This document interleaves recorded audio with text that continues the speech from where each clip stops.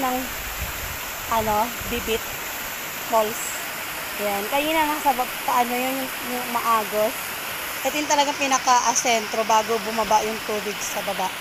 Yan guys, oh. Yan. Yan yung Bibit. Pababa siya. Yan, oh. Bumababa yung tubig. Yan, oh. Kaya tingnan mo.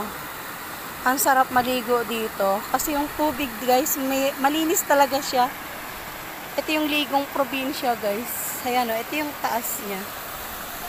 Ayan, oh. Daming tao rin, guys. Ayan, oh. May mga cottage. Tapos may mga bahay din sa taas, guys. Ayan, oh. Oh, diba? Nakikita mo sila, guys. Naliligo.